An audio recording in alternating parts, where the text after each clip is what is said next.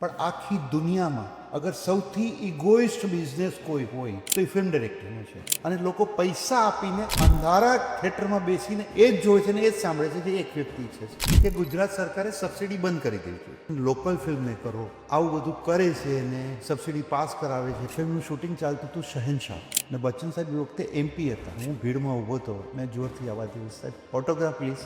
બાકી સ્ટોપ. હી કોલ્ડ મી. મેં મારી લાઈફમાં એક જ વ્યક્તિનો ઓટોગ્રાફ લીધી, મિસ્ટર બચ્ચન. હિતેન જેવો એક્ટર ગુજરાતી ફિલ્મ ઇન્ડસ્ટ્રીને મળ્યો એ ખરેખર ગુજરાતી ફિલ્મ ઇન્ડસ્ટ્રીના ભાગ્યની વાત છે. મોટા ઘરની બહુ એક એવી ફિલ્મ હતી જે ગુજરાત સ્ટેટ એવોર્ડ મારા ખ્યાલથી 11 યા તો 9 એવોર્ડ્સ એક સાથે લઈને આવી. મેં ખરાબમાં ખરાબ સમયમાં પણ હું પસાર કરી શક્યો તો એનું કારણ જ છે મારી હતી. મેં સુનિલ શેટ્ટીમાં એક વસ્તુ જોઈ હતી, એનું ઓબ્ઝર્વેશન પાવર બહુ સ્ટ્રોંગ. હું રોજ ડ્રિંક લઉં છું. હું સોશિયલ ડ્રિંકર નથી, હું ડેલી ડ્રિંકર છું. મારી ઘણી હિરોઈન ફ્રેન્ડ્સ રહી છે, હું ખુલીને કહું છું. બહુ મિત્રો રહી, બહુ છોકરીઓ સાથે મારા સારા છે. પણ જેને કહેવાય ને પ્રેમ, એ તો એકની સાથે જ થયો. હંમેશા જે ખૂબસૂરત મોડ દેખે ઉસકો છોડના અચ્છા હોતા. કોઈની બુરાઈ નહીં કરવાની. હેલો, નમસ્કાર. ગુજરાતના પોડકાસ્ટમાં આપ સૌનું હાર્દિક સ્વાગત છે. આજે ગુજરાતના સ્ટુડિયોમાં ઉપસ્થિત છે એવા ફિલ્મોના ઓલરાઉન્ડર કહેવાતા Jiten Purohit. Welcome to the Gujarat sir. Thank you ma'am. કેમ છો? અને ફર્સ્ટ ઓફ ઓલ તો કેવી ચાલી રહી છે તમારી લાઈફ? કેમ છો? કેમ છો નો જવાબ એવો છે કે હવે બહુ મજામાં છું કે તમારી સામે બેઠો છે. અરે બોલો. લાઈફ એનું કામ કરે, આપણે એમાં ડિસ્ટર્બ નહીં કરવાનું, એની રીતે ચાલતી રહી. Actor, director, writer, producer, film acting ગુરુ, ડીન, આટલું બધું ઓલરાઉન્ડર, શું કહેશો? મા વિહતની કૃપા, માતાજીની કૃપા કે આટલું બધું કરી શક્યો. બાકી મારી કોઈ આવડત નથી. તમે વેરાવળ સોમનાથના એક નાના એવા ગામથી ફિલ્મ ઇન્ડસ્ટ્રીમાં ખૂબ જ લાંબી સફર કરી છે, તો એના વિશે શું કહેશો? હમણાં થોડી વાર પહેલા અંકિતભાઈ જોડે મારી વાત થતી હતી. રાજકોટ મારું ફેવરિટ શહેર એટલા માટે હતું કે વેરાવળથી હું રાજકોટ ખાલી ફિલ્મ જોવા માટે જતો. બરાબર, એક દિવસની મેં 5 ફિલ્મો જોઈ છે એક જ દિવસનો. સવારના 10 થી 12, 3 થી 6, 6 થી 9, 9 થી 12, એટલે ફિલ્મ જોવા જતો. એટલે નાના શહેરમાં હતો પણ ફિલ્મોનો બહુ શોખ હતો. એક એવા ઇન્સિડન્ટે આખી લાઈફ બદલાવી નાખી અને મેં નક્કી કર્યું મારે ફિલ્મ ડિરેક્ટર બનવું છે. એટલે મેં પુના ફિલ્મ ઇન્સ્ટિટ્યૂટમાં એપ્લાય બી કરેલો. જર્ની ખરેખર કહું, કદાચ તમારી ઓડિયન્સને ગમશે કે નહીં ગમે, પણ આખી દુનિયામાં અગર સૌથી ઇગોઇસ્ટ બિઝનેસ કોઈ હોય તો એ ફિલ્મ ડિરેક્ટરનો છે. એનું કારણ તમને કહું કે એઝ એ ફિલ્મ ડિરેક્ટર એક વ્યક્તિ જે ઈચ્છે છે એ જ દેખાડે છે, એક વ્યક્તિ જે ઈચ્છે છે એ જ સંભળાવે છે, અને લોકો પૈસા આપીને અંધારા થિયેટરમાં બેસીને એ જ જોવે છે ને એ જ સાંભળે છે જે એક વ્યક્તિ ઈચ્છે છે.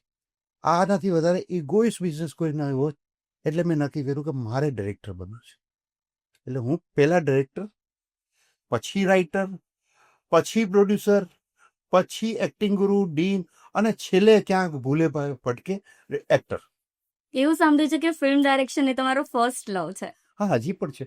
ઘણા વર્ષો તમે આપ્યા છે ફિલ્મ લઈને, જી. તો તમારા ઘણા પ્રોડ્યુસર, સ્ટાર્સ, ડિરેક્ટર્સ, મિત્રો પણ હશે, ખાસ મિત્રો પણ હશે, તો એના વિશે શું કહેશો? સત્ય છે, કડવું છે પણ સત્ય છે. ફિલ્મ લાઈનમાં કોઈનું મિત્ર હોતું જ નથી. ફિલ્મ લાઈનમાં દરેક વ્યક્તિ તમારી સાથે સમયની સાથે એના કામની બાબતમાં જોડાય છે. હા, 2-4 મિત્રો તમે એમાંથી મળી જાય તમને બહુ સારા. એવા 2-4 મિત્રો મને મળ્યા છે અને એ 2-4 મિત્રોનો હું આભારી છું કે એ મારી સાથે છે. તમે 13 વર્ષ હિન્દી ઇન્ડસ્ટ્રીમાં કામ કર્યું, પછી ગુજરાતીમાં આવ્યા. હિન્દી, ગુજરાતી, ભોજપુરી, મલયાલમ, મરાઠી, તમે 4 લેંગ્વેજમાં કામ કર્યું છે, તો તમારો એક્સપિરિયન્સ કેવો હતો? હું તો ઈચ્છું જ કે મરતા પહેલા માતાજી મારી પર કૃપા કરે ને હું ભારતની બધી ભાષામાં કામ કર્યું. પણ હા, 4માં કામ કર્યું. હું હિન્દી ફિલ્મથી મેં શરૂઆત કરેલી. દીપક શિવદસાની, સદાકત હુસેન, કે પપૈયા સાહેબ, એવા મહાન ડિરેક્ટરો જોડે મેં એઝ એન આસિસ્ટન્ટ કામ કર્યું. મોટા મોટા સ્ટાર સાથે કામ કર્યું. આઈ થિંક ઇન 1995 મેં મારી કંપની ચાલુ કરી, પ્રોડક્શન હાઉસ ચાલુ કર્યું, જેનું નામ હતું JP એન્ટરપ્રાઇઝીસ, જીતેન પુરોહિત એન્ટરપ્રાઇઝીસ. અને મેં એક સિરિયલ પ્રોડ્યુસ કરી. એનો રાઇટર બી હું હતો, ડિરેક્ટર બી હું હતો. અનફોર્ચ્યુનેટલી એ સિરિયલ ચાલી નહીં, મતલબ ટીવી પર ના આવીને મને નુકસાન થયું હતું. એ જ પીરિયડમાં મારી સાથે એક બહુ સારો ઇન્સિડન્ટ બનેલો કે 97-98માં સંજીવ દેશપાંડે કરીને એક શખ્સ હતા જે એબીસીએલમાં અમિતજીના પર્સનલ એસિસ્ટન્ટ હતા એ હતા. એમના થ્રુ હું જયાજીને મળ્યો, હું મારું કંઈ કામ આગળ વધી રહ્યું હતું, પણ નસીબ ફિલ્મ શરૂ ના થઈ તો ટાઈમ થતો હતો. એક દિવસ અચાનક સંજીવજીનો ફોન આવે છે, એ સાંભળ તું ક્યાં જ છે? એ શું થયું? એ તું ગુજરાતી કે રાજસ્થાની? એટલે મેં તું ગુજરાતી ફિલ્મ કરેગા? મેં લા કર લો અભી આજા. અને એ રીતે મને મારી પહેલી ગુજરાતી ફિલ્મ મળી. એટલે 13 વર્ષ હિન્દી ફિલ્મોમાં કામ કર્યા પછી મેં ગુજરાતીમાં એન્ટ્રી. એક ગુજરાતી ફિલ્મમાં as a director, as a writer, director, story, screen play and director. Multi star cast film હતી. કિરણ કુમાર એ વખતના અમિતાભ બચ્ચન કહેવાતા ગુજરાતીમાં. હિતેન કુમાર એ વખતનો શાહરૂખ ખાન રોમેન્ટિક સ્ટાર હતો. સુધાચંદ્રન, શીતલ સુવર્ણા, એ બધાને લઈને મેં ફિલ્મ બનાવી. એ ફિલ્મ વિશે હું તમને થોડું કહેવા માંગીશ, ગુજરાતી ઓડિયન્સને કહેવા માંગીશ. એ પહેલી ફિલ્મ હતી જે 35 mm સિનેમાસ્કોપમાં બનેલી. ત્યાં સુધી સિનેમાસ્કોપ ફિલ્મ ગુજરાતીમાં ન બનતી. 2-3 ફિલ્મ પહેલાં બનેલી, પણ એ 16 ટુ સુપર, જેને સુપર સિનેમાસ્કોપ કહે, પણ એ ફિલ્મ હતી નહીં બરાબર. જેને 35 mm પ્રોપર સિનેમાસ્કોપ જેમાં બને એ ફિલ્મ. અને હું પહેલો મેકર હતો જેણે ફિલ્મ એરી 3માં શૂટ કરી. હવે તમે થશે કે આજની ઓડિયન્સને થશે આ એરી 3 શું છે? તો જેમ આજે ડિજિટલ કેમેરાસ છે એ રીતે એક જમાનામાં 16 mm કેમેરા હતા, એના પછી 35 mm કેમેરા આવ્યા, પછી 35 mm બ્લોબ થવાની ચાલુ થઈ, પછી સિનેમાસ્કોપ કેમેરા આવ્યા. સિનેમાસ્કોપમાં એરી 2 આવ્યા, એરી 3 આવ્યા, 435 આવ્યા, 535 આવ્યા. અને મા વિહતની કૃપાથી મેં બધા જ કેમેરામાં સાથે મેં કામ કર્યું અને ગુજરાતીમાં સૌથી પહેલી પ્રોપર સિનેમાસ્કોપ ફિલ્મ બનાવી. એ દલડુ ચોરાયું ધીરે ધીરે હતી. યસ, વર્ષ 2000 માં આવી હતી, રાઈટ? જી દલડુ ચોરાયું અચ્છા. ધીરે ધીરે.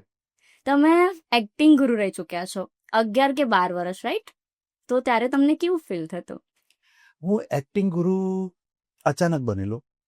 એક બહુ મોટા પ્રોડ્યુસર હતા હિન્દી ફિલ્મના, એણે કોઈ નવા છોકરાને સાઇન કરેલો હીરો તરીકે. અને સેલિના જેટલી કદાચ હિરોઈન હતી મને બરાબર યાદ નથી.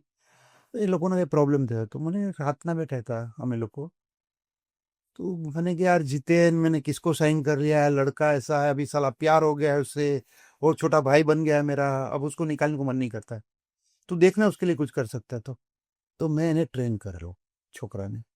ક્યારે અલગ વસ્તુ છે, છોકરાએ ફિલ્મ લાઈન છોડી દીધી, ફિલ્મ બની નહીં જે પણ હોય, પણ ત્યાંથી મારી ઉપર એક લેબલ લાગ્યું એક્ટિંગ ગુરુનો કે ભાઈ જીતેન એક્ટિંગ સારી શીખડાવે છે. ખરેખર હું બધાને કહું છું, બધા જ સાંભળજો, એક્ટિંગ શીખડાવાઈ નથી જતી. એક્ટિંગ કોઈને ના શીખડાવી શકે. હું પહેલે જ મારું સ્ટેટમેન્ટ છે, I will teach you how to react, I will not going to teach you how to act. So હું રિએક્ટ કરતા શીખડાવતો. અને being a director, being a writer, floor ઉપર એક્ટર અને ડિરેક્ટર વચ્ચે જે વેક્યુમ હોય એને કઈ રીતે દૂર કરવું એ હું શીખવાડું. હવે થોડું પર્સનલ લાઈફ તરફ આવીએ. આવું કઈ પર્સનલ જેવું છે જ નહીં. આઈ થિંક તમારી ફેમિલીમાંથી કોઈ ફિલ્મ ઇન્ડસ્ટ્રીમાં નથી, રાઈટ? જી. તો તમે ફિલ્મ ઇન્ડસ્ટ્રીમાં કેવી રીતે આવ્યા ને તમારું સ્ટ્રગલ કેવું હતું? કેમ કે કોઈ ફિલ્મ ઇન્ડસ્ટ્રીમાંથી તો કોઈ ફેમિલીમાંથી હતું નહીં, અને તમે એકદમથી આવ્યા જે તમે પહેલા હતા. મેં તમને પહેલા જ વાત કરી કે હું ફિલ્મો બહુ જોતો, ફિલ્મોનો શોખ બહુ હતો. 2 વ્યક્તિના નામ હું ચોક્કસ લેવા માંગીશ. હું વેરાવળનો, વેરાવળ સોમનાથ કોલેજમાં ભણતો. હવે વેરાવળમાં એક હતા મિસ્ટર, મતલબ છે હજી પણ, બિપિન સંઘવી સાહેબ કરીને હતા. એ, અને સોરી મારા વખાણ નહીં કરવા જોઈએ, પણ વન્સ અપોન ટાઈમ હું બહુ હેન્ડસમ લાગતો. અત્યારે પણ લાગો જ છો. તો મને જ્યારે મળે ત્યારે કે બેટા તું અહીંયા શું કરે, તારે મુંબઈમાં આવવું જોઈએ, બેટા તું અહીંયા શું કરે, તારે મુંબઈમાં આવવું જોઈએ. અને એક LK ચંદ્રાણી મારા ફાધરના ફ્રેન્ડ છે, એ એડવોકેટ છે, એમની ફિલ્મો જોવાનો બહુ શોખ હતો. તો એક દિવસ મારી સાથે, અંકલ આ ફિલ્મ આવીને તો બહુ ખરાબ ફિલ્મ છે યાર, ન જોવા જોઈએ. તો મને બહુ ખીજાણા, બહુ ગુસ્સો કર્યો મારી પર. બેટા ફિલ્મોને ખરાબ નહીં કહેવાની. મેં કીધું શું છે આ, કોઈ એક્ટરનું મેં નામ લીધું કે આ એક્ટર ખરાબ એક્ટિંગ કરે. તો મને કે એક્ટર એક્ટિંગ કરે પણ એક્ટિંગ ડાયરેક્ટર કરાવે, એટલે એને સારી એક્ટિંગ નથી કરી તો મેં ડિરેક્ટરનો દોષ છે. એટલે પહેલી વાર મને એ સમજણું કે ડિરેક્ટર નામની કોઈ પોસ્ટ છે. એટલે મેં પૂછ્યું કે શું કરતા? મને કે જો મ્યુઝિક એ બનાવે, એક્ટર કેટલું ચાલવું એ બતાવે, એને ડાયલોગ શું બોલાવે એ લખાવે, એટલે everything is A captain the ship. એટલે મને યાર આનાથી સારો બિઝનેસ તો કોઈ ન હોય. હું અમિતાભ બચ્ચન સાહેબને લઈને ફિલ્મ બનાવતો તો હું અમિતાભ બચ્ચન સાહેબને કહું કે સર આટલું જ હસવાનું, આટલું જ રડવાનું, આ તો બહુ સારો ધંધો છે. અને મેં નક્કી કર્યું હું ડિરેક્ટર બનીશ. અને મેં પુના ફિલ્મ શૂટમાં એપ્લાય કર્યું. હવે આવે ફેમિલી. ફેમિલીમાં કોઈ હતું નહીં. પુના ફિલ્મ શૂટથી લેટર આવ્યું ઘરે અને ઘરમાં બોમ્બ ફૂટ્યો. અરે જીતુને તો હીરો બનવાનું છે, અમિતાભ બચ્ચન બનવું છે, ધર્મેન્દ્ર બન. એ જમાનામાં ફિલ્મો એટલે 80s વાત કરું તો એક્ટર જ. આટલી મીડિયા, ટીવી, સોશિયલ મીડિયા કંઈ હતું નહીં. ઘરમાં હંગામો, ફાધર ગુસ્સો, બ્રધર ગુસ્સા. એ પછી મારી જર્ની સ્ટ્રગલ જેને કહું એ ચાલુ થઈ 82 થી લઈને 87 સુધી કે હું મુંબઈ કેમ પહોંચું, મારે મુંબઈ પહોંચવું છે. અને ફાઇનલી 87માં મારા બ્રધરના સાથ સહકારથી, મારા મોટા બેનના સાથ સહકારથી હું મુંબઈ પહોંચ્યા પછી મને ખબર પડી કે ભાઈ આ તો ગડબડ છે. નથી હિન્દી આવડતું, નથી ઉર્દુ આવડતી, નથી ઇંગ્લિશ આવડતું અને ગુજરાતી તો બોલતાય નથી બરાબર આવતું. શું કરું? તો પહેલાં 3 વર્ષ તો મેં મારી જાતને ઉપર કામ કર્યું. હું કઈ રીતે વાત કરવી, કોણ સાથે કઈ રીતે કરવું. અને પછી મેં ડિરેક્શનમાં એન્ટ્રી કરી અને મા વિહતની મારી પર કૃપા કે મને પહેલી જ ફિલ્મ ચોરાહા કરીને, જેમાં મલ્ટી સ્ટાર કાસ્ટ ફિલ્મ હતી. જેકી શ્રોફ, જીતેન્દ્ર, ડેની ડેન્જરપાલ, જયાપ્રદા, અશ્વિની ભાવે, શક્તિ કપૂર. તમે નામ લો ઇન્ડસ્ટ્રીના એટલા લોકો. અને તમને જાણીને આશ્ચર્ય થશે, એ જમાનામાં હું વાત કરું છું 90sની, એપ્રિલ 90sની, એટલો મોટો સેટ આઉટડોરમાં કોઈ પ્રોડ્યુસરે નહોતો લગાવ્યો. જ્યાં બાકાયદા પાકી ડામરની સડકો બની હતી, બાકાયદા સ્ટ્રીટ લાઇટ લાગેલી, બાકાયદા, મતલબ it was a beautiful film Chauraha. But બનતા બહુ વાર લાગી. અને માતાજીની ફરીથી કૃપા કહું કે હું એમ્પ્રેન્ટિસ તરીકે એ ફિલ્મમાં જોડાયો અને એ ફિલ્મ કમ્પ્લીટ કરતાં કરતાં હું ચીફ આસિસ્ટન્ટ બની ચૂક્યો હતો. પછી દીપક શિવદસાની જોડે કામ કર્યું, એમાં સુની શેટ્ટી, મોટા મોટા એક્ટર જોડે, સૈફ અલી ખાન, ઘણા. તમે બચ્ચન સર સાથે મીટિંગ કરી હતી મુંબઈ ગયા પછી, એઝ અ ફેન કે પછી કોઈ ફિલ્મને લઈને? એ બહુ ઇન્ટરેસ્ટિંગ કિસ્સો છે. હું મુંબઈ ગયો તો મેં મારા ફાધરને નહોતું કીધું કે હું મુંબઈ ફિલ્મ લાઈન માટે, મેં કોઈને ફિલ્મ લાઈન માટે તો કીધું જ નહોતું. બ્રધરને બી કીધું હતું કે હું ત્યાં જઈને કંઈ નોકરી ગોતીશ, હું આવતો રહી સંગીતી કરે. ને મારા મુંબઈમાં મારા કઝિન છે પ્રફુલ ભટ્ટ, ચાર્ટર્ડ એકાઉન્ટન્ટ છે. એ વખતે ભણતા હતા ચાર્ટર્ડ એકાઉન્ટન્ટ. તો હું એમની સાથે શેર કરતો હતો રહેવાનો. તો હું નીકળું સવારના, એ એની ઓફિસ જાય, હું નીકળું, હું ચાલતો રહું, પછી થાકી જાઉં તો કોઈ બસ પકડી લઉં, એવું કરતો. મને બરાબર યાદ છે મુંબઈ ગયાના 13મા દિવસે હું કોઈ વેરાવળના કોઈ માણસને, સોમનાથના ઓળખીતાને મળવા જતો હતો. તો હું બસમાં હતો ને બસમાં બેઠો હતો વિન્ડો સાઈડમાં, અને મેં વાંચ્યું નટરાજ સ્ટુડિયો, અંધેરી ઈસ્ટમાં. તો હું રિટર્નમાં ચાલીને નટરાજ સ્ટુડિયો પર આવ્યો. બહુ કોશિશ કરીને મને જવા ન મળ્યો. બીજે દિવસે ગયો, બીજે દિવસે અંદર કોઈ જવા ન દીધો. ત્રીજે દિવસે ચાન્સ મળી ગયો અંદર જવાનો. અને ફિલ્મનું શૂટિંગ ચાલતું હતું શહેનશાહ, ટીનુ આનંદની. ને બચ્ચન સાહેબ એ વખતે MP હતા, મેમ્બર ઓફ પાર્લામેન્ટ હતા. તો એ હતા ને હું ભીડમાં ઊભો હતો અને મેં જોરથી અવાજ દીધો, સાહેબ autograph please. He stop, he call મી. અને કાપો. એટલે મારી પાસે એક ડાયરી હતી, જેમ તમે ડાયરી લઈને બેઠા એવી ડાયરી. એમાં બચ્ચન સાહેબની બધી ફિલ્મોના નામ લખેલા હતા. એટલે મેં સર આ મને મેં મારી લાઈફમાં એક જ વ્યક્તિનો ઓટોગ્રાફ લીધી, મિસ્ટર બચ્ચન છે. એટલે એને મેં ઓટોગ્રાફ માંગ્યા ને મને ઓટોગ્રાફ આપ્યા. તો હું રાતના જ્યારે મારા કઝિન ઘરે આવ્યા તો મને એમ કે તું આટલો ખુશ કેમ છે, જાણે અમિતાભ બચ્ચનને મળીને આવ્યો. એટલે મેં હા ભાઈ, હું અમિતજીને મળીને આવ્યો છું.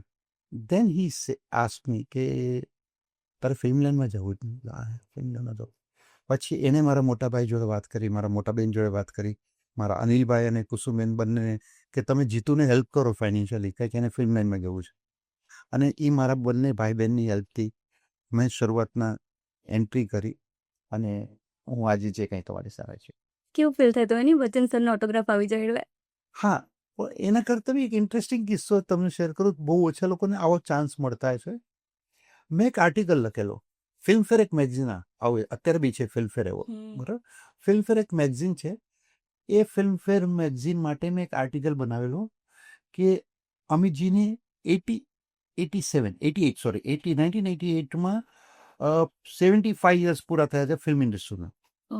અને કોઇન્સિડન્ટ એવો હતો કે બચ્ચન સાહેબની 75 ફિલ્મ રિલીઝ થયેલી. એટલે મેં આર્ટિકલ લખ્યો, સિતારો કી દુનિયા કા સુપરસ્ટાર સમથિંગ લાઈક આનંદ નામ કા એક નૌજવાન ચુપકે ચુપકે સીતા, આવી કંઈક મેં બધી ફિલ્મોના નામ સાથે એનો એક આર્ટિકલ બનાવ્યો.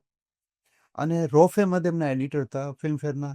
એટલે કાઠિયાવાડી ક્યાંય પણ ઘૂસી જાય તો હું આપણે કાઠિયાવાડી ઘૂસી જાય તો મેં એને આપ્યો આર્ટિકલ રોહનનું. તો રોહનનો લેટર આજ બી મારી પાસે છે કે અમે આ પ્રિન્ટ નહીં કરી શકીએ, હમ. કારણ કે એમાં એક પેરા આવતો હતો જેમાં રાજીવ ગાંધી અને બોફર્સ વિશે મેં લખાયું. એટલે તો મને યાદ પણ નથી એ વખતે. એના પછી મહેબૂબ સ્ટુડિયોમાં તુફાન ફિલ્મનું શૂટિંગ ચાલતું હતું અને હું કેતન દેસાઈને મળવા ગયો. કેતન દેસાઈ સાથે મારી કોઈ થોડી ઓળખાણ થઈ હતી. હું એમને આસિસ્ટ કરવાનો હતો, મનમોહન દેસાઈના સન. ને તુફાનનું શૂટિંગ ચાલે. બચ્ચન સાહેબની એક આદત કે સેટ છોડીને ક્યારેય ન જાય, તો એનું શોર્ટ ના દોઈ તો ખુરશી નાખીને બેઠા પહોંચી. ને હું ને કેતનજી વાતો કરતા હતા તો એમને વારંવાર નોટિસ કરેલો કે કોઈ છોકરો, ને મારું વજન 45 કિલો હતો એ વખતે, એટલે દુબળો પતલો છોકરો, લાંબા વાળ, એવું બેઠો હતો. ને મહેબૂબ સ્ટુડિયોના ફર્સ્ટ ફ્લોર ઉપર રૂમ નંબર 1 જેનો મેકઅપ રૂમ હતો 1 નંબરનો, એમાં ખાલી બચ્ચન સાહેબ કે એવા કોઈ મોટા સ્ટારને જ રહેવા મળતું, બીજા કોઈ નહીં મળે. સો જ્યારે એનું પેકઅપ થયું ને તો હું દોડીને જ પહોંચી ગયો મેકઅપ રૂમની લાઈનમાં. કે તો કોરિડોરમાં બીજા લોકોને જેમ દૂરથી ઊભો હતો, બચ્ચન સાહેબ હાલતા હતા. મેં કીધું, સર એક્સક્યુઝ મી સર. એ stop again and look at me. Yes yes sir, મેં તમારા માટે કંઈ લખ્યું છે સાહેબ. હા જોઉં મેં કીધું. તો એને હિન્દીમાં હતું એટલે 2-3 લાઈન વાંચી. મને કહી મેં રખ લूं. મેં જી સર આપ રખ લો. મારા ખંભા ઉપર હાથ મૂક્યો. મહેબૂબ સ્ટુડિયોની એ સ્ટેરકેસ ઉતર્યા, એની કાર સુધી સાહેબ મારી સાથે ચાલતા આવ્યા. અને એના બોડીગાર્ડ હતા, MP હતા એટલે. અને મને પૂછ્યું કે મેં દેખ રહા था બેટા, કે કેતનજી કે સાથ બેઠે थे क्या है. અને આપ એની પાસેથી હું રિસ્પેક્ટ આપતો છું. એ મારી મુલાકાત હું ક્યારેય નહીં ભૂલું. પછી તો ઘણીવાર મારી મતલબ ઇન એન્ડ આઉટ મળવાનું થયું છે મારે. એક સ્ટેપ આગળ વધીએ. તમે આનંદી ત્રિપાઠી સાથે કેમ ફિલ્મ નથી કરતા? કોઈ ખાસ કારણ? ના ના ના ના, એવું છે, હું ને આનંદી બહુ સારા મિત્રો છીએ. મેં ને આનંદીએ 2018માં અમે એક વેબ સિરીઝ સાથે કરી હતી. હું ડિરેક્ટર હતો, એ એક્ટ્રેસ હતા. અને આનંદી એનો બંને સાથે કર્યો. પછી અમે એક ફિલ્મ ઉપર કામ કરવાનું ચાલુ કર્યું. અમે લખી પણ ફિલ્મ. અનફોર્ચ્યુનેટલી એ ફિલ્મ શરૂ થવામાં ટાઈમ લાગ્યો, બહુ ટાઈમ લાગ્યો. મેં 2-3 વાર એનાઉન્સ કરી દીધી કે હિતુને લઈ, હિતુ કનોડિયા બરાબર, હિતુભાઈ જોડે બી મારા બહુ સારા સંબંધ છે, એટલે હિતુભાઈને લઈને આપણે ફિલ્મ બનાવશું. મારી અનાઉન્સમેન્ટ બી આવી ગઈ. ઇવન યુરોપમાં બી એનાઉન્સ થઈ ગઈ હતી, બધું થઈ હતી ફિલ્મનું. કંઈ ને કંઈ કારણસર ફિલ્મ રોકાતી હતી. અને ફિલ્મ લાઈનમાં મેં તમને પહેલાં જ કીધું, કોઈ પરમેનન્ટ નથી, નથિંગ ઇઝ પરમેનન્ટ, લાઈફમાં નથિંગ ઇઝ પરમેનન્ટ. તો ફિલ્મ ડિલે થઈ ગઈ હતી. એ એમના કામમાં બિઝી થતા, હું મારા કામમાં બિઝી થઈ ગયો, એટલે એ ફિલ્મ બની નહીં. પણ એવો કોઈ ચાન્સ મળશે તો definitely I want to work with her. તમે હિતેન કુમાર સાથે પણ ફિલ્મ કરી છે, જી. તો એના વિશે કંઈક? 2 ફિલ્મો કરી છે, રાઈટ? 2. મેં એક ફિલ્મમાં ડિરેક્ટર છું, એક ફિલ્મમાં રાઇટર છું. અચ્છા. હિતેન જેવો એક્ટર ગુજરાતી ફિલ્મ ઇન્ડસ્ટ્રીને મળ્યો એ ખરેખર ગુજરાતી ફિલ્મ ઇન્ડસ્ટ્રીના ભાગ્યની વાત છે. આટલો સારો એક્ટર, એટલે એ જે લેવલનો, એ જે રેન્જનો એક્ટર છે ને, એવા એક્ટર બહુ ઓછા લોકોને મળે છે ઇન્ડસ્ટ્રીને, બરાબર. અને હિતેનનો પ્લસ પોઈન્ટ બીજો બી છે કે હિતેન જેટલો સારો એક્ટર એટલો જ સારો માણસ, એટલો જ સારો મિત્ર, અને બહુ કોઓપરેટિવ. મેં દલડુ એની સાથે કરી, મેં એની સાથે મોટા ઘરની બહુ, જેમાં એને ગુજરાત સરકાર બેસ્ટ એક્ટરનો એવોર્ડ મળ્યો. મારા ખ્યાલથી જ્યાં સુધી મારા નોલેજમાં છે, મોટા ઘરની બહુ એક એવી ફિલ્મ હતી જે ગુજરાત સ્ટેટ એવોર્ડ મારા ખ્યાલથી 9 યા 11 યા તો 9 એવોર્ડ્સ એક સાથે લઈને આવી, જેને સ્ટોરી, સ્ક્રીન પ્લે અને ડાયલોગ્સ મારા હતા. એટલે હિતેન તો હજી પણ મને મોકો મળશે તો મારે હિતેન સાથે કામ કરવું છે. ને હિતેનની જે રેન્જ છે એને લોકો સમજી નથી શક્યા એવું મારું માનવું છે. હજી એનામાં એક એવો એક્ટર દબાયેલો છે જે દિવસે નહીં કરશે તે દિવસે લોકો યાદ કરશે. તમે મેરેજ નથી કર્યા, રાઈટ? જી. અને મુંબઈમાં તમે એકલા રહો છો, તો તમારા ખાસ એવા કોઈ મિત્રો છે કે જે તમને આમ એકલા ના રહેવા દે? જો મિત્ર તરીકેની વાત કરું તો હું 3-4 નામ ચોક્કસ લઈશ. મેં જેમ કીધું, મારા cousin Praful Bhatt, chartered accountant, બરાબર, એ બહુ ક્લોઝ છે, એ ફ્રેન્ડ જેવા જ છે. આટલા વર્ષથી, મતલબ 87થી લઈને અત્યાર સુધીમાં એ માણસ મારી બાજુમાં હંમેશા ઊભો રહે.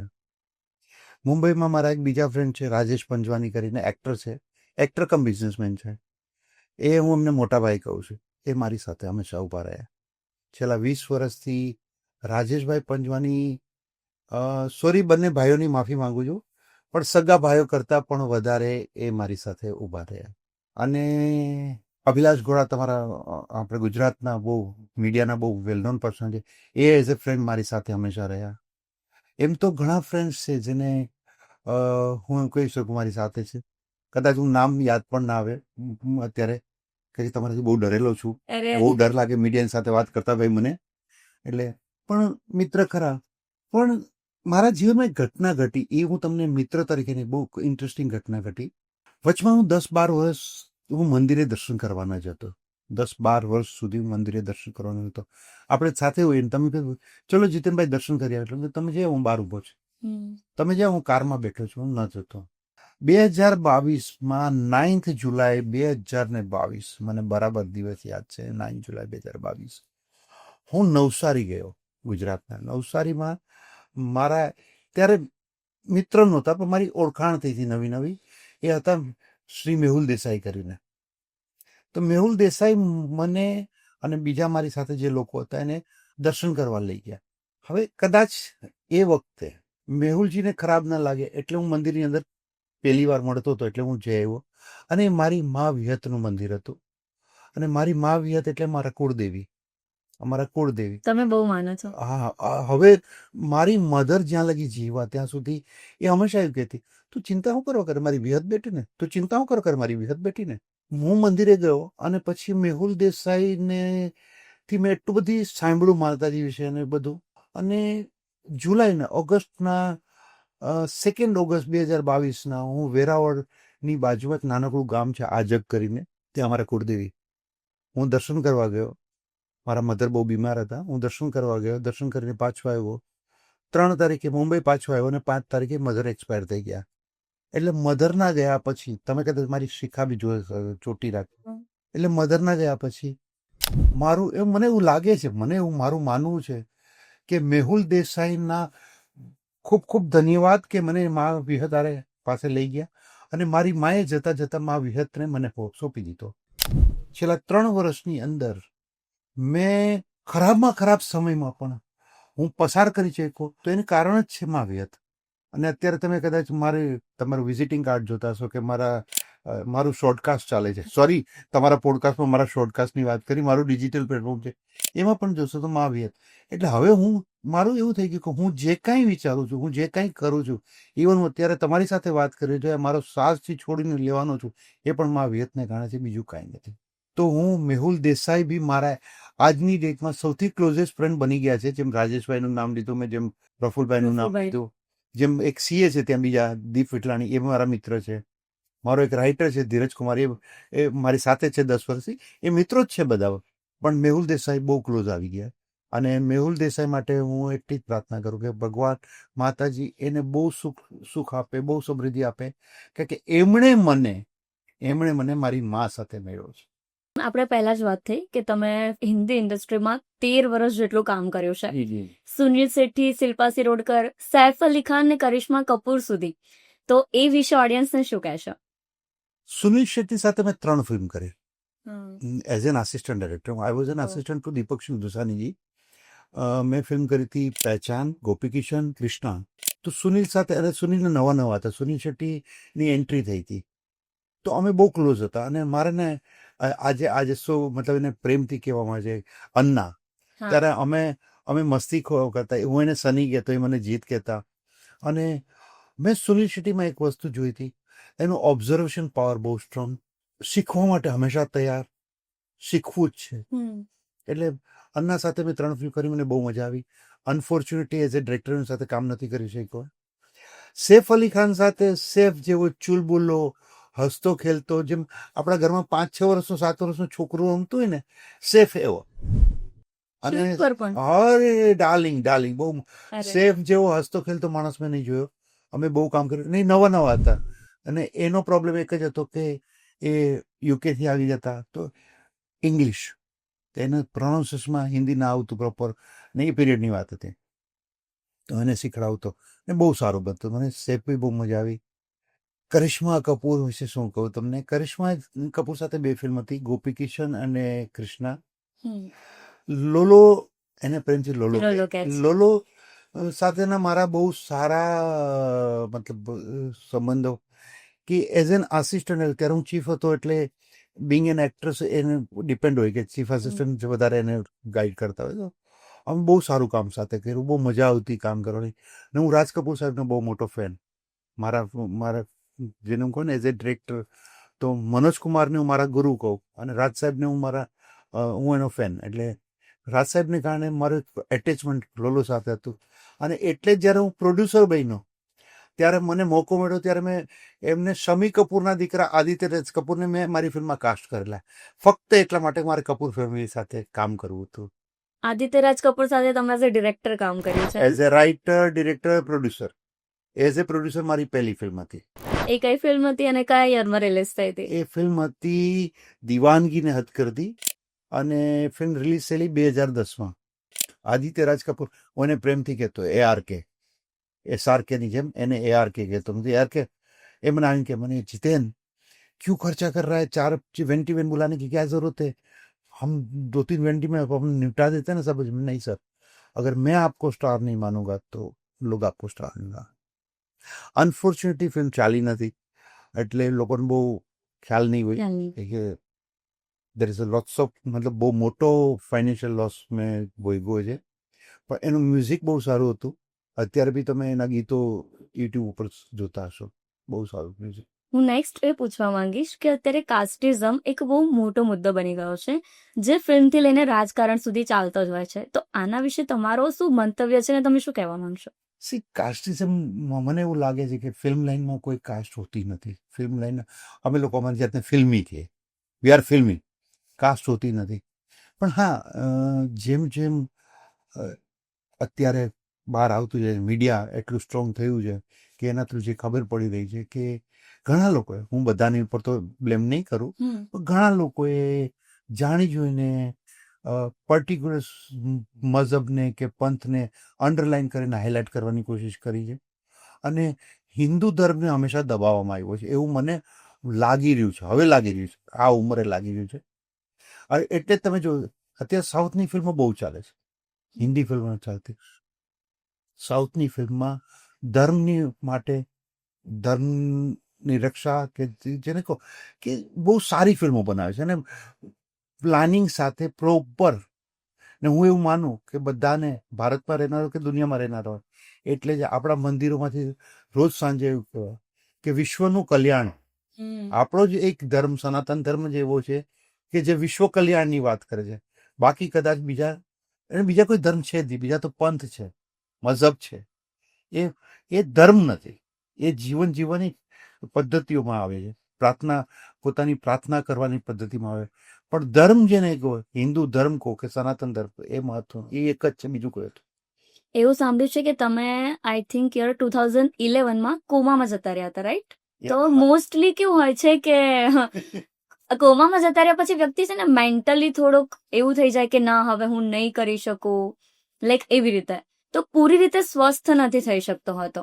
અને તમે 2011ની વાત છે ને અત્યારે 2025 ચાલે છે, તમે અમારી સામે બેસી પોડકાસ્ટ કરી રહ્યા છો, એના વિશે શું કહેશો? તમારી ટીમ કોણ છે? મારે મળવું પડશે. આ પર્સનલ, બહુ પર્સનલ ના. એવું થયેલું કે suddenly I went to in comma, અને એવું કહે છે, મને એક્ઝેક્ટલી ખ્યાલ નહીં, 47 અવર્સ હું કોમામાં હતો. 47 અવર્સ. ઇવન ડૉક્ટરે હાથ ઉઠાવી દીધેલા. અને મારો પરિવાર, મારા બંને ભાઈઓ, મારા 3 ભત્રીજાઓ ત્યાં બોમ્બે પહોંચી ગયા હતા. મારો બાકી મુંબઈના થાય, તમે જે રાજેશભાઈ, પ્રફુલભાઈ, એ બધા હતા. ડૉક્ટરે કહી દીધું હતું કે આ વ્યક્તિ પાછો નહીં આવે. અને મહાવ્યત, પછી ફરીથી મહાવ્યત, કે મારી મા બહુ પૂજા કરતી, તો હું પાછો આવ્યો. એના પછી અમે લગભગ ડૉક્ટરોના સલાહ પ્રમાણે બોડી ચેકઅપથી લઈને રીઝનો ગોતવાની કોશિશ કરી કે આવું કેમ થયું. પણ ખબર નહીં, નખમાય રોગ ન કહેવાય આપણા ગુજરાતીમાં, એવો હું માણસ પણ ગયો હતો. હજી પણ મારા માટે એ બ્લેકઆઉટ છે કે 47 અવર્સ એવું તે શું થયું હતું મને કાંઈ ખ્યાલ નથી. એ ઇન્સિડન્ટ કેવી રીતે બન્યો હતો? મને ખ્યાલ નથી. ઓહ. હું તમારા ગુજરાતમાં બેઠો જાઉં, બોલાય નહીં પણ બોલી નાખું. હું રોજ ડ્રિંક લઉં ભાઈ. હા, હું સોશિયલ ડ્રિંકર નથી, હું ડેલી ડ્રિંકર છું. તો હું રોજ ડ્રિંક લઉં. એ દિવસે હું ડ્રિંક લેતો હતો ને બધાને ખબર છે કે હું એક બે મારા આસપાસમાં મારી એક્સ ગર્લફ્રેન્ડ એ વખતે જેની સાથે હું મેરેજ કરવાનો હતો, એને પણ એટલી ખબર હતી કે રાતના 11 પછી ગુડ નાઇટ કહી દીધું એટલે પછી આ માણસ ફોન નહીં ઉપાડે. એને કંઈ મને ફોન કર્યો હશે, મારો ફોન નો રિપ્લાય થયો, બીજા ફોન ઉપર કર્યો, જે પર્સનલ નંબર એક છે જે ચાલુ હોય 24 કલાક, એ પણ નો રિપ્લાય થયો. ને એને મારા સર્વન્ટને ફોન કર્યો કે સર કहाँ है? बोले सर तो सो गए. इतना जल्दी तो आदमी सोता नहीं, 2 बजे पहले सोने वाला आदमी 11 बजे कैसे हो गया? અને એને જઈને ઉઠાડવાની વાત કરી. શું સર્વન્ટે કીધું કે નહીં દીદી વો તો સોફા પે સો ગયે.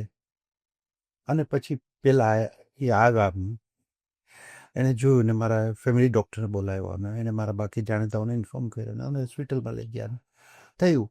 અને અગેન મા વિહતની કૃપાથી હું પાછો છું.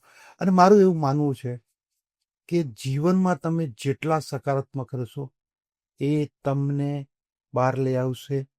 પ્રોબ્લેમ તો આવે, દિવસ હોય તો રાત થાય ને રાત થાય તો દિવસ થાય. જો રાત થાય તો થોડી વાર શાંતિથી ઊભું રહી જવાનો, દિવસની વાટ જોવાની અને આગળ વધવાનું. અને એના કારણે જ અત્યારે આટલું થઈ રહ્યું છે, કામ થઈ રહ્યું છે. હું ફિલ્મ નવી શરૂ કરવા જઈ રહ્યો છું બહુ જલ્દી, મોસ્ટલી એપ્રિલમાં ચાલુ કરીશ. બહુ મોટી સ્ટારકાસ્ટ છે, ઓફિશિયલી હું એનાઉન્સ નથી કરતો અત્યારે. બહુ મોટી સ્ટારકાસ્ટ છે અને એ ફિલ્મ ગુજરાતી માટે બહુ મતલબ મને એવું લાગે છે કે જેમ મારી મોટા ઘરની વહુને દલડુએ મને આજ સુધી જીવતો રાખ્યો છે, એટલે હવે આ ફિલ્મ પણ મને વર્ષો સુધી જીવતો રાખશે. મેં આપણી વાતચીતમાં બહુ વખત સાંભળ્યું એક્સ ગર્લફ્રેન્ડ. તો શું એ જ રીઝન છે કે તમે મેરેજ નથી કર્યા? ના, મેરેજ નથી કર્યા, મેં દરવાજા બંધ નથી કર્યા. હવે કોઈ ગર્લફ્રેન્ડ આવી શકે તમારી પાસે કોઈ હોય તો મને મોકલજો. નહીં નહીં, અપાર્ટમેન્ટ તો મજાક નથી. જેન્યુઅનલી મારી લાઈફમાં ફિલ્મ લાઈનમાં છું. મારી ઘણી હિરોઈન ફ્રેન્ડ્સ રહી છે, હું ખુલીને કહું છું. બહુ મિત્રો રહી, બહુ છોકરીઓ સાથે મારા સારા. પણ જેને કહેવાય ને પ્રેમ, એ તો એકની સાથે જ થયો. અને લોકોએ મને એને પ્રેમ હતો એ વાત સાથે હું સહેમત નથી. હતો નહીં, યા તો પ્રેમ છે યા નથી. બરાબર. તો હું આજે પણ કહું, હું એને પ્રેમ કરતો હતો, હું કરીશ અને કરતો રહીશ. કે પ્રેમ એકવાર થાય તો રહે જ. પછી તમે કહો હવે મને પ્રેમ નથી, એ વસ્તુ મને ગળે ઉતરતી નથી. હું મારા ભાભીને એક વાત કહેવું, રસીલા ભાભી યાદ છે નાનો હતો ત્યારે કહેતો ને કે મને, હું નાનો હતો ત્યારે હું ગુજરાતી છોકરી સાથે લગ્ન નહીં કરું. કેમ એવું? હા, નહીં હું નહીં કરું, હું પંજાબી છોકરી સાથે લગ્ન કરું. આવું બોલતો નાનો હતો ત્યારે, મને ખબર નહોતી. But unfortunately, I use the word unfortunately, મને પ્રેમ થયો તો ગુજરાતી સાથે થયો. અમદાવાદની છોકરી હતી, બહુ સારી છોકરી, બહુ સારી, અને ગોડ બ્લેસ હર, બહુ સારી છે. કોઈ અમારી વચ્ચે એવું નહોતું. બટ સમય એક એવો આવે કે જ્યાં બે વ્યક્તિ અલગ થાય એટલે. અને જાણી તમને બહુ આશ્ચર્ય થશે કે આજે હું અમદાવાદમાં છું, બરાબર, તો પણ હું એની નાની બહેનને આજે સાંજના નહીં તો આવતીકાલે સવારના મળીશ. જા કે મારા ને એની વચ્ચેની રિલેશનશિપ 2013થી ખતમ થઈ ગઈ છે, બરાબર, ઓવર. હંમેશા છે ને ખૂબસૂરત મોડ દેકે ઉસકો છોડના અચ્છા હોતા હૈ. કોઈની બુરાઈ નહીં કરવાની. બહુ ખરાબ એવું કહે ને લોકો તો મને બહુ ગુસ્સો આવે. મને એમ થાય તો ખરાબ હતી તો તમે 5 વર્ષ કઈ રીતે સાથે રહ્યા? તો એક્સ ગર્લફ્રેન્ડ એ અમે અલગ થયા. એના પછી હું ડીન બન્યો હતો. તમે મને પૂછ્યું હતું, બરાબર. તો મારી એક ઇન્સ્ટિટ્યૂટ હતી બહુ મોટી, સ્ટાર ફિલ્મ ઇન્સ્ટિટ્યૂટ. તો જ્યારે હું ડીન બન્યો તો દરેક વ્યક્તિ આવી મારા પગે લાગતા હતા, ચાહે છોકરો કે છોકરી. તો ત્યાં પ્યાર મોહબ્બત કે અફેર કે દોસ્તી કરવાનો કોઈ જગ્યા જ નહોતી મારા માટે. તો 5 વર્ષથી નીકળી ગયા હતા. એના પછી 2017-18માં પાછો કોઈ એક વ્યક્તિને મળેલો જીવનમાં. મારે કોઈ વ્યક્તિ મને મળી, એ બહુ પ્રોબ્લેમમાં હતી એ વખતે, બહુ પ્રોબ્લેમમાં હતી. તો મને એમ થયું કે ચલો હું ભગવાન બની જાઉં. આપણે આ બધું હોય ને ઈગો હોય. તો મેં એને કીધું, મેં સાહેબ એવું હોય તો આપણે બે મેરેજ કરી લઈએ, તારા પ્રોબ્લેમ સોલ્વ થઈ જાય. હું એકલો જ છું, તારે મા બાપ છે, આપણે સાથે રહેશું. એટલું તો હું કમાઉં છું કે આપણે સારી રીતે જીવું. ખેર, કદાચ હું એના શું કહે એની ફ્રેમમાં હું બેસતો નહીં હોય એટલે જ ના થયું. તો એટલે એવું નથી કે મેરેજ, પણ હવે મને એમ થાય કે મેરેજ નહીં યાર, જે છે એ કદાચ માતાજી એકલો રાખીને કામ કરવાનું લઈ કુદેરા પેકતા રહે. હું તમને ફિલ્મ ઇન્ડસ્ટ્રીના ડાર્ક સિક્રેટ વિશે પૂછવા માંગીશ. ડાર્ક સિક્રેટ, પેલા તો હું ઇન્ડસ્ટ્રીનો એવો સિપાહી છું જે ક્યારેય પણ એવું માનશે જ નહીં કે એમાં કોઈ ડાર્ક છે જ હોય. પેલા તમારી કઈ ગુજરાતી ફિલ્મ આવી હતી વશમાં એવું હતું ને કે શેતાન છે ભગવાન છે તો શેતાન છે એવું કંઈક હતું મારા ખ્યાલથી, બરાબર. તો જ્યાં સારી બાજુ છે તો ખરાબ બાજુ પણ હશે, બરાબર. પણ હું એવું માનું છું કે આખી દુનિયામાં સૌથી સારામાં સારી કોઈ જગ્યા કામ માટે હોય તો એ ફિલ્મ ઇન્ડસ્ટ્રી છે. હું ફિલ્મ ઇન્ડસ્ટ્રીને ડાર્ક જોવા માંગતો નથી, હું ખાલી સારી ફળો જોઉં છું. અને મને એવું લાગે છે કે ફિલ્મ ઇન્ડસ્ટ્રીથી સારી જગ્યા કોઈ નથી. ગુજરાતી ફિલ્મ છે ને મેકર્સ બનાવે છે, ગવર્મેન્ટ એને સબસિડી પણ આપે છે, પણ ક્યાંક એવું સાંભળવામાં આવ્યું છે કે કેટલાક લોકો જ 2-5 લોકો હોય એનો દુરુપયોગ કરે છે. આ બાબતે તમારું શું માનવું છે? શું હતું 2013માં 2013 આઈ થિંક સો 2013માં મેં એવું ફુલછા પેપરમાં ઓર કંઈ ઇન્ટરવ્યુ છપાયેલો હતો અને મેં એવું કીધું હતું કે ગુજરાત સરકારે સબસિડી બંધ કરી દેવી જોઈએ. ત્યારે ગુજરાત સરકાર 5 લાખ રૂપિયા સબસિડી આપતી હતી. જ્યારે તમારી ફિલ્મ 17 લાખ 80 લાખ કરોડ રૂપિયાની બને તો એમાં 5 લાખની સબસિડી શું માને રાખી મને કહો. જેને ફિલ્મ બનાવી છે એ 5 લાખ માટે તો નહીં બનાવે, અને 5 લાખ માટે જે ફિલ્મ બનાવશે એ ફિલ્મ નહીં બનાવી, પ્રપોઝલ બનાવશે. પછી કંઈક ગવર્મેન્ટમાં ચેન્જ આવ્યા, ગવર્મેન્ટ એવું કંઈક ક્રાઇટેરિયા બનાવ્યું કે 5 લાખથી 75 લાખ સુધીની સબસિડી એ લોકોએ બાયફિકેશન કરી. અમારો અભિપ્રાય છે, I can say this my opinion, અગર સારી ફિલ્મ બનાવી હોય તો ગુજરાત સરકારે સબસિડી બંધ કરી દેવી જોઈએ.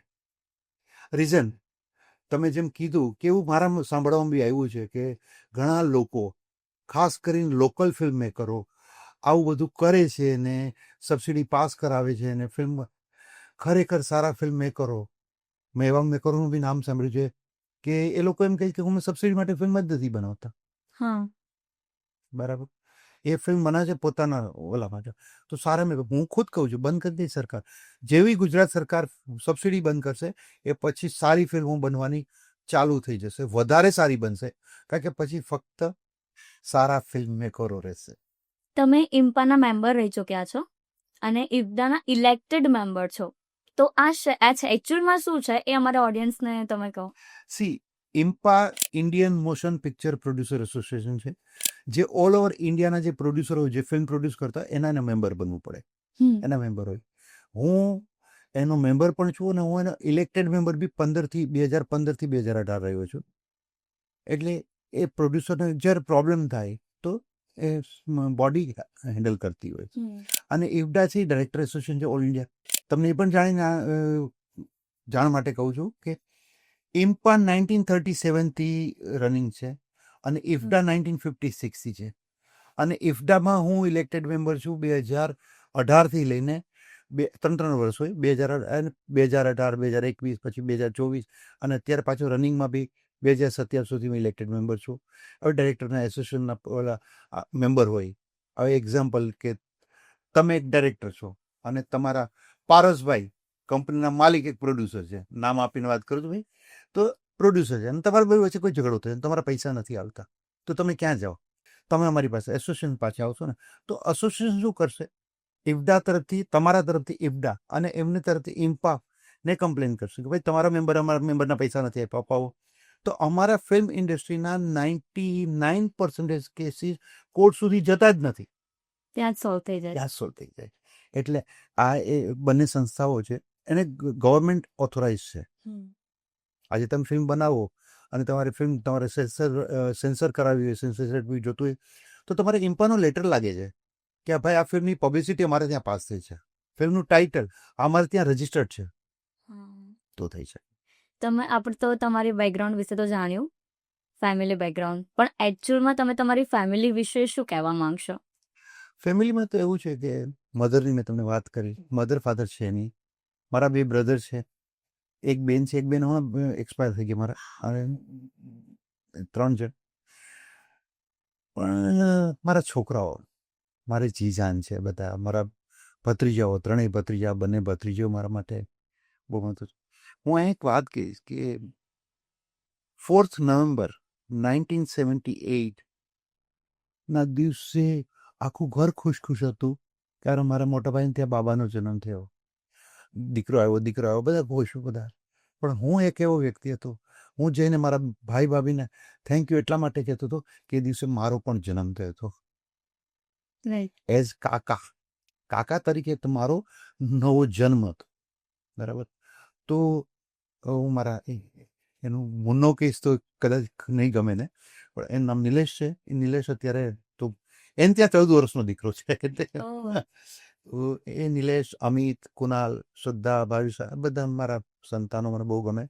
અને હવે તો એવું થયું છે કે નિલેશનો સન છે અને અમિતનો જે સન છે એના માટે જીતુ દાદા એટલે સૌથી, હું એટલે મને જીતુ કહે, એટલે જીતુ દાદા બધું છે. અને મારા માટે એ બંને આંખો છે.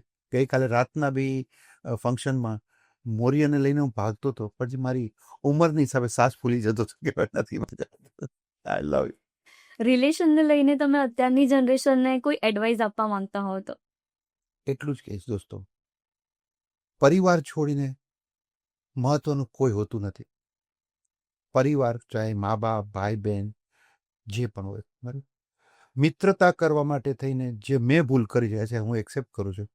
મેં મારા સો કોલ્ડ એક મિત્ર માટે થઈને એવો પણ સમય આવ્યો હતો કે હું મારા પરિવારથી દૂર થઈ જતો.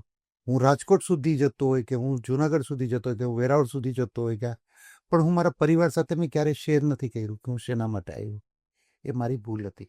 દોસ્તો, તમે 18 વર્ષના હોય, 19 વર્ષના હોય કે તમે જે કાંઈ પણ એજના હોય, તમારાથી કાંઈ પણ ભૂલ થઈ જતી હોય, તમે કોઈ પણ વાતની ખુશી હોય, પહેલાં તમે તમારા મા બાપ સાથે શેર કરો, તમારા ભાઈ બહેન સાથે શેર કરો. તમે તમારા પરિવારને સૌથી મહત્વ, હું મારા પરિવારને સૌથી મહત્વ આપું છું. ને આજે જે જગ્યાએ તમારી સામે બેઠો છું એની પાછળનું બી કારણ છે. મારો પરિવાર મારા સાથે છે એટલા માટે બેઠો છે. મારા મોટા બેન કુસુમબેન એ તો મારી બીજી માં છે. એટલે બધું પરિવાર છે તો આપણે છીએ, બાકી કંઈ નથી. તો આજના પોડકાસ્ટમાં જીતેન સર સાથે ખૂબ જ મજા આવી. તેમની સ્ટ્રગલ સ્ટોરી જાણી, સક્સેસ સ્ટોરી પણ જાણી, પ્રોફેશનલ લાઈફ, પર્સનલ લાઈફને લઈને ઘણી બધી વાતો કરી. તો જીતેન સર, આપનો ખૂબ ખૂબ આભાર ગુજરોક્સના સ્ટુડિયોમાં આવવા બદલ, અને તમારી સાથે ઘણી બધી વાતો કરીને ખૂબ મજા આવી. હું પણ થેન્ક્સ કહેવા માંગુ છું ગુજરોકને. ગુજરોક, તમે ઓલવેઝ રોક કરો, કે મારા પારસભાઈ, મારા અંકિતભાઈ મારી સાથે છે અને મને અહીંયા બોલાવવા માટે હું તમારો બધાનો આભાર માનું છું. તો મિત્રો, આવી જ રીતે અમે નેક્સ્ટ પોડકાસ્ટ પણ લાવતા રહીશું અલગ અલગ નવી નવી પર્સનાલિટી સાથે. ત્યાં સુધી જોતા રહો ગુજરાત. નમસ્કાર, આભાર.